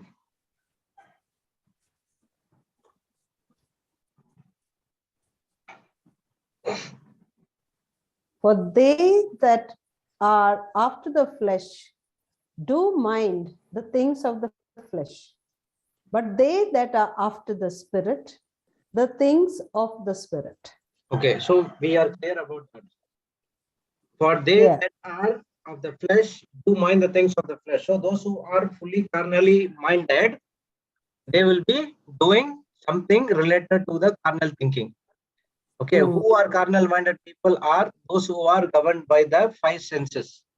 Yes. Okay, those are carnal people. But at the same word, it says that, but they are not, but they are of the Spirit, they do the things of the Spirit. Okay. Spirit. For carnally, 6, isn't it? Yeah, 6. For to be carnally minded is death, but to be spiritually minded is life and peace. Okay, so when you go according to the carnal minded, it's always that means we are going to disconnect from the Holy Spirit. You're going to disconnect from the God. But people who are spiritually minded, the life is always peace. Okay. Next verse. Because the carnal mind is enmity against God. Carnal For- mind is enmity against God. Okay. God, for it is not subject to the law of God, neither indeed can be. In the next verse as well. So then they that are in flesh cannot please God. So it clearly says that when you are in flesh, you cannot please God. Because when a person operates through flesh, they will mind the things of the flesh. Person who are carnally minded, he is spiritually dead. And carnal mind is enmity against God because it's not subject to the law of God. So when you are fleshy, carnally minded, you do according to the things what your senses says, and you cannot please God. What is this? Praise God. Sage resources, Hebrew. Yes, it must be, yeah, it must be from her. Okay, praise God. Thank you, Jesus. So Thank you, Jesus. it clearly says that when you are operating in flesh, you are not pleasing God. If you are not pleasing God, The enemy. so when you are not pleasing God, flesh is always related to the Satan, and you are pleasing Satan all the time. Praise God. Okay, so why we need to be filled with the Holy Spirit? Because it is the only way I can able to please God. Only when you have the Holy Spirit, you can able to get that faith. Faith is how the faith comes by hearing and hearing the word of God. One hearing is your natural, the next hearing is your spiritual, and that spiritual you need the Holy Spirit. Thank you, Jesus. Okay, understand till now? Yes. Okay, next one. Fourth point. To be filled with the Holy Spirit because it is my purpose for living. Why you need to be filled with the Holy Spirit? Because it is my purpose for living.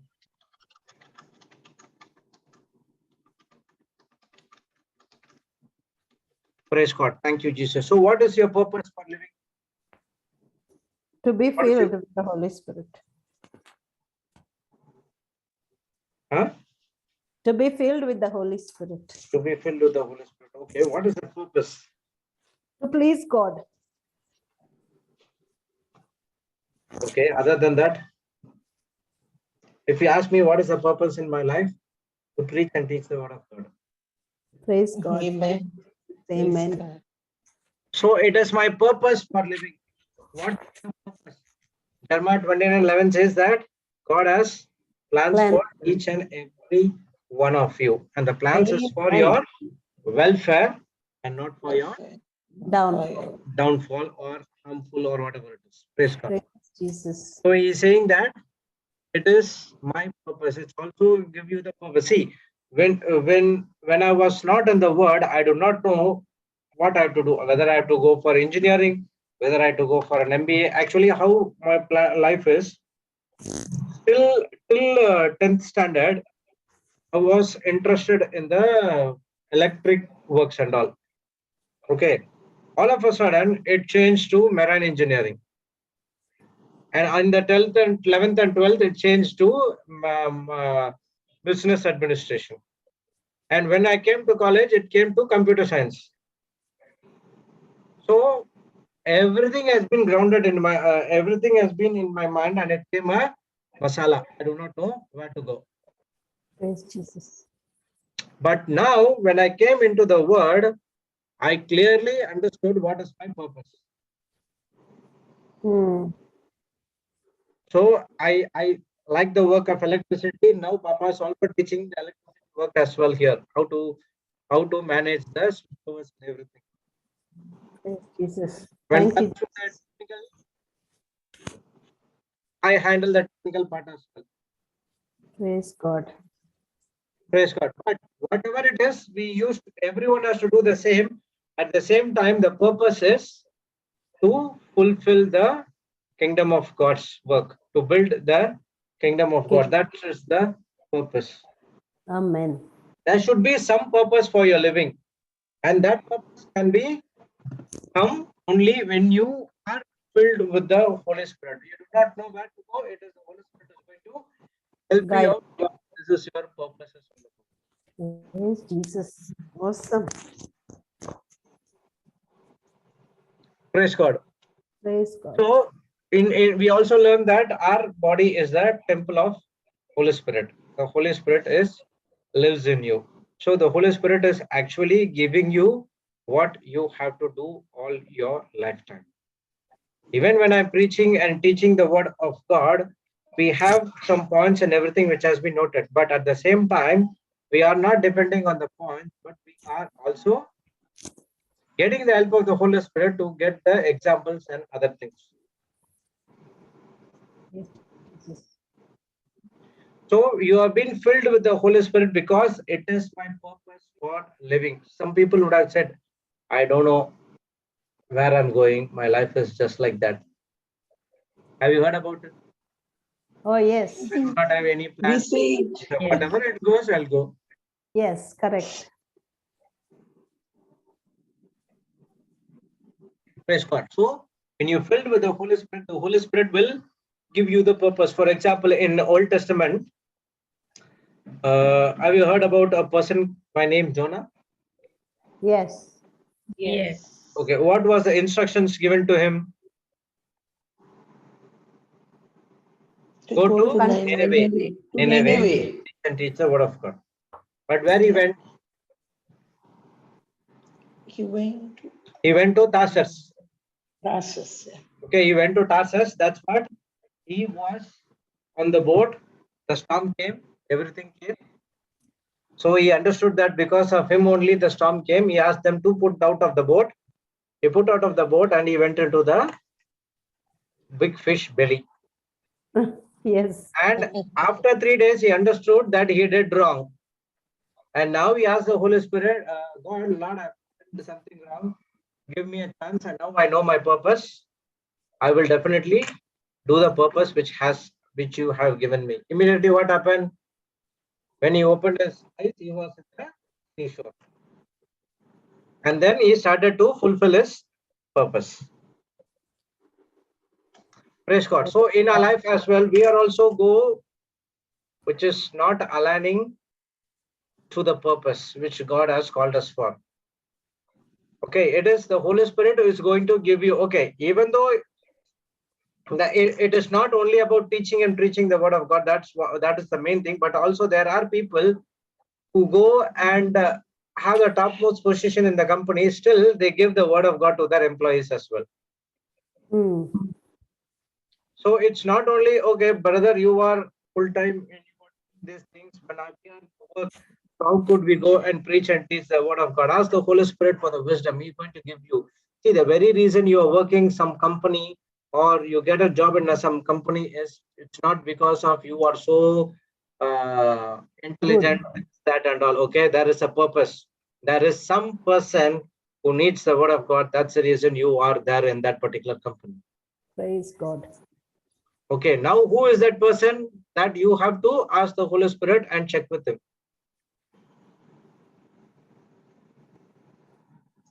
So there is a purpose for our living. And what is that purpose? We have to discover it. Okay, we have to discover our living. Our plan is already set by our Heavenly Father. Now we have to get into the Word with the help of the Holy Spirit. We have to discover the purpose for living. Okay. Yes, thank you, Jesus. Okay. Fifth point. Without the Spirit, I cannot understand God's word. Without the Holy Spirit, I cannot understand the God's word. How many of you want to speak to God? How many want to hear the voice of God? If I ask a question like this, I do. don't want. Me, Don't want. I want. So only 3 people. Most of us do. Praise God. There are a lot of people doesn't want to hear voice of God.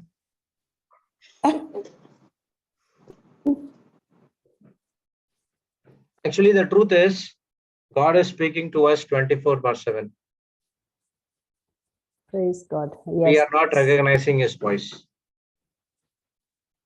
When you're full of, when your mind is full of worry, anxiety, stress, anger, and all other from the kingdom of darkness, you cannot experience the Holy Spirit power inside of you, and you fail to recognize the God's word because those things which is in your mind are from the kingdom of darkness. So you hear to the kingdom of darkness and you put into practice. That's what I always say to the people whom I'm ministering to them. So I'll say to them that whether you have any problems in your life, don't take a decision immediately. Just wait, be silent, ask the Holy Spirit to take complete control of you. Ask the Holy Spirit to ask help from Him. Then He will going to guide you. And then you can able to clearly listen the voice of the Holy Spirit. Can you go to 1 Corinthians 2:14?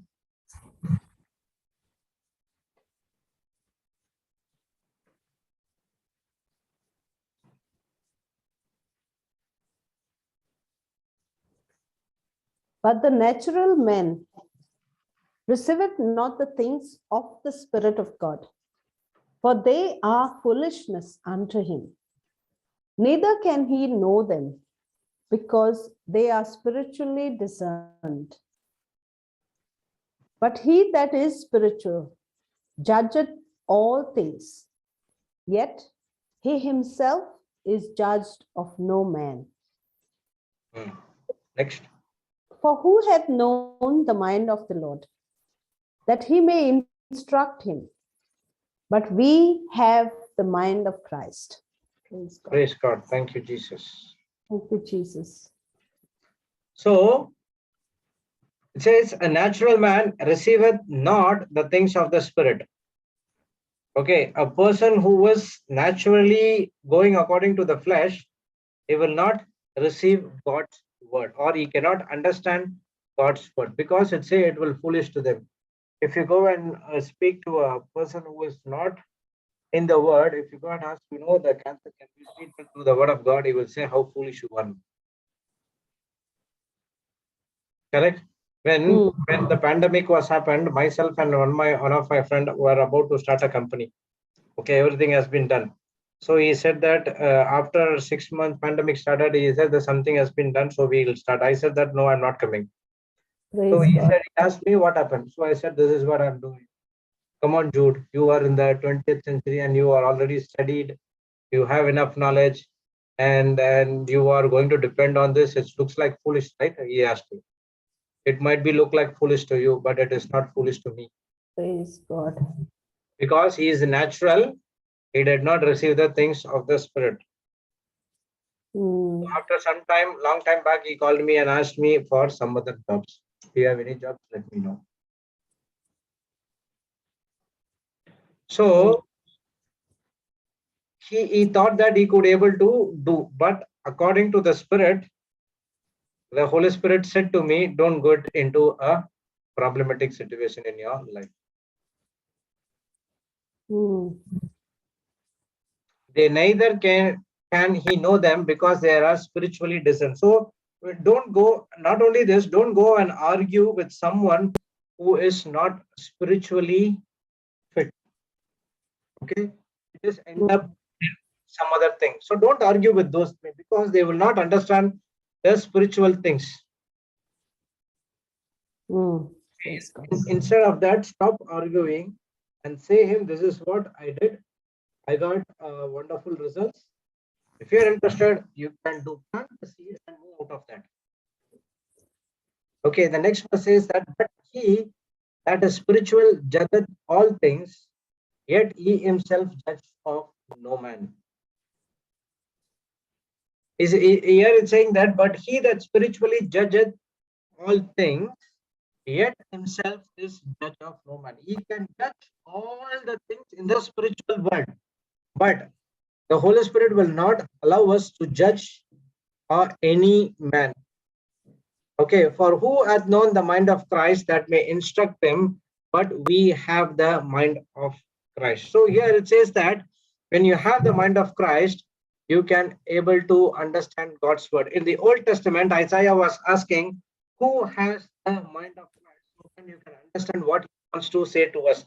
But in the New Covenant, Paul is saying, we have the mind of Christ to understand everything of him.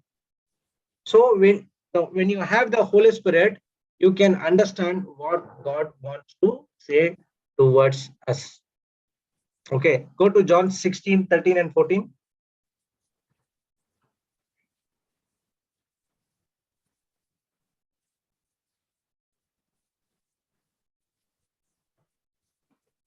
Howbeit, when he, the Spirit of truth, is come, he will guide you into all truth.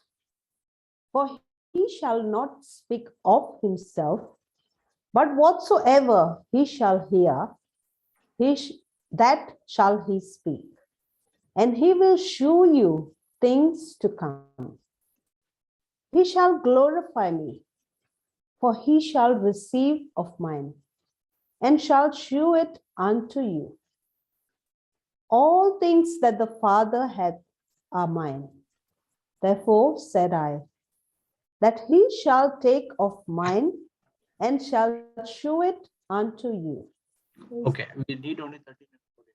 How be when he, the Spirit of truth, is come. Okay, the another word for another name for the Holy Spirit is the Spirit of truth. Okay, is come.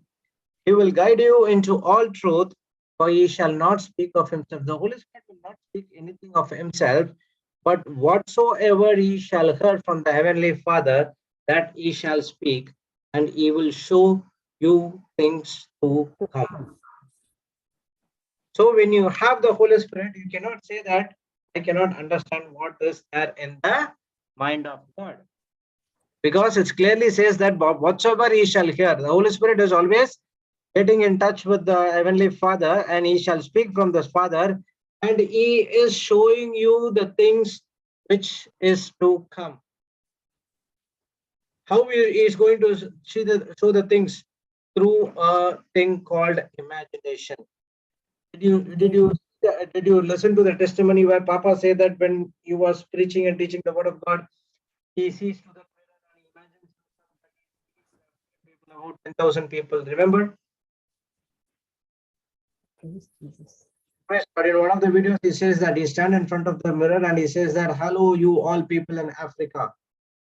He imagines that he speaks to the 10,000 people. So how does all of a sudden he got that? It is the Holy Spirit is showing the things that is in his. So after some point of time, it got manifested. He started to preach the things in Africa. Praise God. So when you connect with the Holy Spirit, the Holy Spirit will give you the understanding of everything. But if you do not connect with the Holy Spirit, you cannot understand God's word. Praise the Lord. Thank you, Jesus. God, So thank did you. we learn something today? Yes, a lot. Thank you, Okay, Jesus. main thing is, do not use the scripture in the surface level. Okay, dig deep into what is the real meaning was Jesus was talking about. Jesus never talks about only one thing. There is a mystery hidden in that particular scripture. So when the preaching is going on, you might think, every time they are talking about Mark 11, 23, 24 only. There's no other scripture or something like that. When we speak about that, because there is a mystery hidden over there. And that mystery has to be revealed to you through someone. Okay, so we'll do a quick revision. What we learned is, you should be continual availability to a constant flow of the Holy Spirit's power. Okay, so the Bible teaches us that we need to be filled with the Holy Spirit. Why need to be filled with the Holy Spirit? The first point what we studied is, it is commandment to us. God's word is a command. God's word commands it. Okay. Yes. Okay, the second point is, Holy Spirit Power. is my power Power source. source. Okay, He gives you the strength. What type of strength? The strength to accomplish your goals. Then we study that strength to influence the world around me. According to Acts 8, you will be witnesses in all ends of this earth. Holy Spirit gives me strength to resist temptation. James 4:7, we studied that. Hmm. And the next one, what we studied is, Holy Spirit gives the strength to endure trials. trials. How Jesus endured trials through the Holy Spirit gives him the power to us the same way for us as well. We learned that from Hebrews 4:15. Okay. So third point, what we studied, we have to be filled with the Holy Spirit because it is the only way I can please God. Okay, next one, what we studied, we have to fill with the Holy Spirit because it It's is my purpose for living. Only. So the Holy Spirit is giving you the purpose for what you have to living for.